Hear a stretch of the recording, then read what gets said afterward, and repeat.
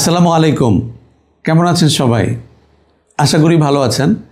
আজকে আমরা একটি গুরুত্বপূর্ণ বিষয় নিয়ে আলোচনা করব, সেটি হচ্ছে কিডনি ডিজিজ। কিডনি একটি অত্যন্ত গুরুত্বপূর্ণ বিষয়। আমাদের যে 5টি গুরুত্বপূর্ণ অঙ্গ আছে বা ভাইটাল অর্গান আছে, তার মধ্যে কিডনি অন্যতম।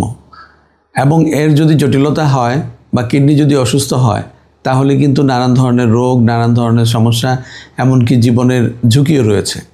কাজেই গুরুত্ব বিবেচনা করে আসুন আমরা একটু জেনে নেই কিডনি রোগ কেন হয়, এর লক্ষণ কী এবং কিভাবে আমরা পরিত্রাণ পেতে পারি বা সুস্থ এবং নিরাপদ থাকতে পারি। কেন হয় কিডনি রোগ? বিশ্বব্যাপী দেখা গেছে যে ডায়াবেটিস এবং উচ্চ রক্তচাপই হচ্ছে কিডনি রোগের প্রধান কারণ। ডায়াবেটিস যদি কন্ট্রোলে না থাকে, তার ব্লাড সুগার বেশি থাকে, তাহলে এই অতিরিক্ত ব্লাড সুগার দেখা যায় যে ধীরে ধীরে কিডনির যে রক্তনালীগুলো আছে সেগুলোকে ড্যামেজ করে এবং সেগুলো কিডনির যে স্বাভাবিক কার্যক্রম সেটি আমরা ইতিমধ্যেই বলিনি, সেটি হচ্ছে যে পরিশোধন এবং বর্জ্য পদার্থের অপসারণ। কাজে এই কাজগুলো ব্যাহত হয়, তাতে করে বিভিন্ন ধরনের জটিলতা তৈরি হয়। উচ্চ রক্তচাপ সেটিও যদি নিয়ন্ত্রণে না থাকে, তাহলে এই হাই ব্লাড প্রেশার বা উচ্চ রক্তচাপ, নিয়ন্ত্রণহীন উচ্চ রক্তচাপ কিডনির আবারও সেই রক্তনালীগুলোর ক্ষতি করে এবং এতে করে দেখা যায় যে স্বাভাবিক কার্যক্রম ব্যাহত হয়। এর যে পরিশোধন এবং অপসারণ কার্যক্রম সেটি ব্যাহত হলে বিভিন্ন ধরনের কিডনি রোগ আত্মপ্রকাশ করে। বারবার যদি কিডনির অসুখ হয়, যেমন ইনফেকশন ধরনের অসুখ, সেটিও কিন্তু কিডনির ক্ষতি করতে পারে। বংশগত রোগ রয়েছে, যেমন পলিসিস্টিক কিডনি ডিজিজ, অ্যালপোর্ট ডিজিজ, এই ধরনের অনেকগুলো বংশগত বা জিনগত যে রোগ রয়েছে, যেটিকে জেনেটিক ডিজিজ বলে, সেগুলোর জন্যও কিন্তু কিডনির ক্ষতি হতে পারে বা কিডনির রোগ হতে পারে। অতিরিক্ত বেদনানাশক বা ব্যথানাশক ঔষধ যদি কেউ খায়, তাহলেও কিন্তু কিডনির ক্ষতি হতে পারে। না জেনে, না বুঝে, প্রেসক্রিপশান ছাড়া অথবা প্রেসক্রিপশানের ওষুধটি কেউ যদি দীর্ঘমেয়াদে দেখা যায় যে ব্যবহার করছে, এই বেদনানাশক ঔষধ অসাবধানতা বশত কিন্তু মারাত্মক ক্ষতির কারণ হতে পারে। এমনকি অনেকের বেলায় ক্রিয়েটিনিন এত বেড়ে গেছে যে দেখা যায় যে তাদের ডায়ালাইসিসের প্রয়োজন হয়েছে অত্যন্ত দুঃখজনকভাবে।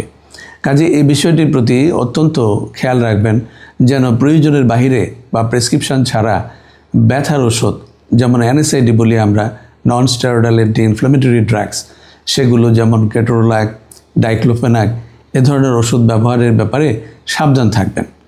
কোমরের ব্যথা, হাঁটুর ব্যথা, ঘাড়ের ব্যথা, আপনি যখন ডাক্তারের কাছে যাবেন তখন অবশ্যই এটি আপনি বলবেন যে আপনার যদি কিডনির সমস্যা থাকে শুরুতে আপনি জানিয়ে দেবেন, কারণ সেক্ষেত্রে ওষুধের যে নির্বাচন বা সিলেকশন সেটিও ভিন্ন হতে পারে। সাধারণত আপনি চেষ্টা করবেন প্যারাসিটামলের মধ্যেই সীমাবদ্ধ থাকতে। তবে যারা সুস্থ আছেন, এখনও কিডনি রোগ নেই, তারা ডাক্তারের পরামর্শ অনুযায়ী বিভিন্ন ব্যথার ওষুধ ব্যবহার করতে পারেন। প্রোটিনের ব্যবহার বেশি বা অতিরিক্ত প্রোটিন খেলে, অতিরিক্ত লবণ খেলে, তা থেকেও কিন্তু কিডনির রোগ হতে পারে। অতিরিক্ত লবণ খেলে ব্লাড প্রেশার বেড়ে যায়, তা থেকে আবারও কিডনির ক্ষতি হয়। কাজে কোনো অবস্থাতেই লবণ বেশি খাওয়া যাবে না, কারণ সেটি ক্ষতির কারণ হতে পারে।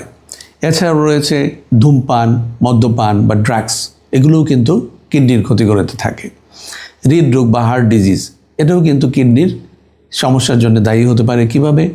যদি কারো হার্ট অ্যাটাক হয়, যদি কারো ব্লাড প্রেশার খুব কমে যায়, যদি কারো কার্ডিওজেনিক শক বা এ ধরনের সমস্যা হয়, তাদের বেলায় দেখা যায়, বা হার্ট ফেলিয়ার কমনলি যেগুলো, সেগুলো থেকে কিন্তু কিডনির রোগ তৈরি হয়। বার্ধক্যে মানুষের কিডনির ফাংশন ধীরে ধীরে কমতে থাকে। আমাদের যে নেফ্রন থাকে, ইউনিটগুলো, কিডনির ইউনিটগুলো, সেই ইউনিটগুলো কিন্তু ধীরে ধীরে দুর্বল এবং সংখ্যায় কমতে থাকে।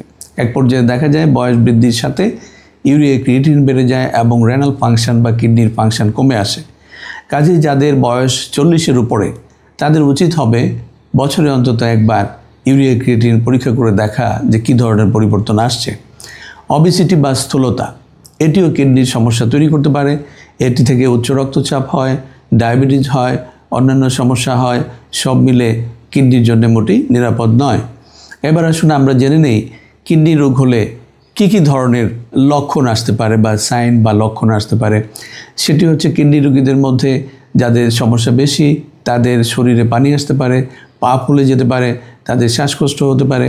এছাড়াও প্রস্রাবের পরিবর্তন হয়, সেটি হতে পারে প্রস্রাব বেশি, হতে পারে প্রস্রাব কম, তাদের মধ্যে ক্লান্তি আসে, তাদের বমি বমি ভাব হয় অথবা বমিও হতে পারে। ক্ষুধামন্দা থাকাতে তাদের অরুচি এবং ওজন কমে যাওয়ার লক্ষণগুলোও আসে। আর যদি কিডনির সমস্যা বেশি হয়, তাদের মধ্যে যদি পানি আটকে থাকার সমস্যা, যেমন পা ফুলে যাওয়া, পেটে পানি আসা, ফুসফুসে পানি আসা, তাদের মধ্যে কিন্তু শ্বাসকষ্টও দেখা যায়। এছাড়াও ইচিং বা বিভিন্ন ধরনের চুলকানি, ঘুমের সমস্যা, মনোযোগ দিতে না পারা, এছাড়াও উচ্চ রক্তচাপ তৈরি হওয়া, এই সব কিছুই কিন্তু কিডনির রোগের লক্ষণগুলোর মধ্যে অন্যতম এগুলো। কাজে এ ধরনের লক্ষণ থাকলে আমাদের অবশ্যই মনোযোগী হতে হবে যে আমাদের কিডনি ঠিক আছে নাকি নেই। এবার আসলে আমরা শুনে নেই যে আমরা কিভাবে সচেতন থাকতে পারি, আমরা কিভাবে নিরাপদ থাকতে পারি, আমরা কিভাবে সুস্থ থাকতে পারি। আমাদের ডায়াবেটিস এবং উচ্চ রক্তচাপ যাদের আছে তাদের অবশ্যই ডায়াবেটিস এবং উচ্চ রক্তচাপ নিয়ন্ত্রণে রাখতে হবে। এটি হতে পারে ডায়েট কন্ট্রোলের মাধ্যমে, হতে পারে ড্রাগস বা ওষুধের মাধ্যমে, হতে পারে ডিসিপ্লিনের মাধ্যমে, কিন্তু আপনার দিনের শেষে অবশ্যই ডায়াবেটিস কন্ট্রোলে থাকতে হবে। মানে হচ্ছে ব্লাড সুগারটা নিয়ন্ত্রণের মধ্যে থাকবে। উচ্চ রক্তচাপ যাদের আছে তাদের কিন্তু ঔষধ খেয়ে উচ্চ রক্তচাপকে নিয়ন্ত্রণের মধ্যে রাখতে হবে। যাদের উচ্চ রক্তচাপ নেই তাদেরও মাঝে মাঝে পরীক্ষা করে দেখতে হবে যে উচ্চ রক্তচাপ হয় কিনা। পানি আপনাকে পর্যাপ্ত পরিমাণে খেতে হবে। তবে যাদের ইতিমধ্যে কিডনি রোগ বেশি পরিমাণে হয়েছে তাদের কিন্তু পানি খাওয়া আবার অবশ্যই সীমিত হতে হবে, এবং যাদের কিডনি যথেষ্ট বেশি খারাপ হয়েছে তাদের কিন্তু সীমিত পরিমাণ পানি খেতে হবে। সুষম খাদ্য গ্রহণ করা অত্যন্ত প্রয়োজন। যেমন পাতে লবণ খাওয়া যাবে না, পাতে অন্যান্য বিষয় যেগুলো যেমন পানি বেশি খাওয়া সেটিও আমি বলেছি। এছাড়াও রয়েছে প্রোটিনকে একটু সীমিত করতে হবে। যাদের স্বাভাবিক আছে তারাও অতিরিক্ত প্রোটিন খাবেন না অকারণে। আর যাদের কিনা কিডনি রোগ রয়েছে তাদের তো প্রোটিন বা আমিষ জাতীয় খাবার সীমিত খেতে হবে। আর এই কিডনি রোগের পরিমাণ যদি বেশি হয়, মাত্রা যদি বেশি হয়, তাহলে প্রোটিনকে যথেষ্ট পরিমাণে সীমিত করতে হয়। অনেক সময় 40 বা 50 গ্রাম প্রতিদিন সেই পরিমাণ সীমিত রাখার প্রয়োজন হতে পারে। ফাস্ট ফুড বা সফট ড্রিঙ্কস এ ধরনের খাবারও কিন্তু রক্তচাপ বাড়ায় এবং কিডনির জন্য ভালো নয়। সব মিলে আমরা যেটা জানলাম সেটি হচ্ছে যে আমাদেরকে সতর্ক থাকতে হবে। তবে একটি বিষয় যেটি সামান্য ভুলের জন্য যথেষ্ট ক্ষতি হয় সেটি হচ্ছে যে পেইন কিলার বা ব্যথানাশক যেগুলো ওষুধগুলো আছে সেগুলো ব্যবহারের ব্যাপারে অবশ্যই সতর্ক থাকতে হবেন, এবং ডাক্তারি পরামর্শ ছাড়া অকারণে কখনো ব্যথার ওষুধ খাবেন না। তবে তুলনামূলকভাবে প্যারাসিটামল নিরাপদ। বছরে অন্তত একবার কিডনির ইউরিয়া ক্রিয়েটিন পরীক্ষা করুন, কোনো লক্ষণ আছে কিনা সেটি লক্ষ্য করুন। সুস্থ থাকুন, ভালো থাকুন, প্রয়োজনে ডাক্তারের পরামর্শ নেবেন। ধন্যবাদ সবাইকে।